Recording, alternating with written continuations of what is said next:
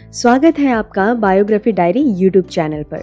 Director N D. Kothari ने साल 1979 में विनोद खन्ना के साथ एक फिल्म बनाई जिसका नाम था सरकारी मेहमान।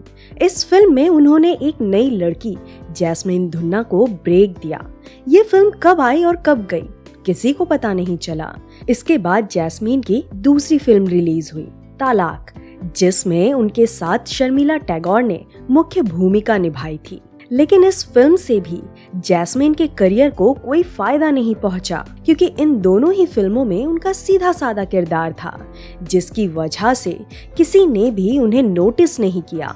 2 फिल्मों के बाद जैस्मीन को समझ आया कि फिल्मों में धाक जमानी है तो ग्लैमरस किरदार निभाने होंगे। 2 गज जमीन के नीचे, 20 साल बाद और वीराना जैसी हॉरर फिल्में हैं जो 80-90 के दशक के सिनेमा प्रेमियों को अच्छी तरह याद होंगी। वहीं रामसे ब्रदर्स की मूवी वीराना की हीरोइन जैस्मीन अपनी खूबसूरती के लिए चर्चा में थी।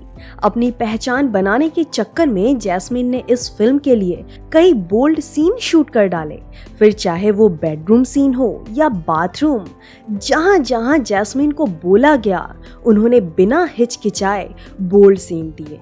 फिल्म में जैस्मीन पर बुरी आत्मा का साया था जो खूबसूरत लड़की का रूप लेकर मर्दों को रिझाती थी। इस फिल्म में जैस्मीन ने वाकई में काफी बोल्ड सीन दिए थे। वो इससे ज्यादा बोल्ड सीन देने के लिए भी तैयार थीं। उन्हें फिल्म के लिए कपड़े उतारने या किसिंग सीन से कोई परहेज नहीं था। 1987 में एक इंटरव्यू के दौरान जैस्मीन ने कहा था, अगर लीड हीरो मुझे एक्साइट कर लेता है तो कैमरे के सामने अंग प्रदर्शन में कोई दिक्कत नहीं, मुझे किस करने में भी कोई दिक्कत नहीं है। अगर राज कपूर जैसे डायरेक्टर मिले तो मैं अपने कपड़े भी उतार सकती हूँ। जब वीराना फिल्म रिलीज हुई तो हर तरफ हंगामा हो गया। बॉक्स ऑफिस पर पैसों की बरसात होने लगी। अपने खूबसूरत चेहरे और हॉट बॉडी की वजह से जैस्मीन धुन्ना हर तरफ छा गई। इतना ही नहीं, फिल्म वीराना के बाद जैस्मीन को हिंदी सिनेमा की सबसे खूबसूरत भूतनी का टाइटल भी मिल गया था। वीराना के बाद जैस्मीन रातों रात सुर्खियों में आ गई, लेकिन ये मूवी उनकी आखिरी हिट फिल्म बनकर रह गई। वो फिल्म इंडस्ट्री से इस तरह गायब हुई कि एक रहस्य बन गई।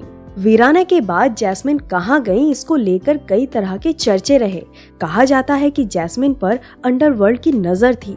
उनकी खूबसूरती पर रिझा दाऊद इब्राहिम उन्हें परेशान कर रहा था।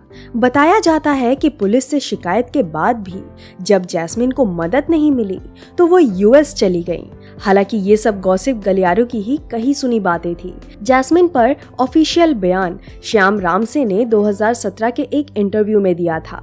रामसे ने बताया था कि जैस्मीन मुंबई में है।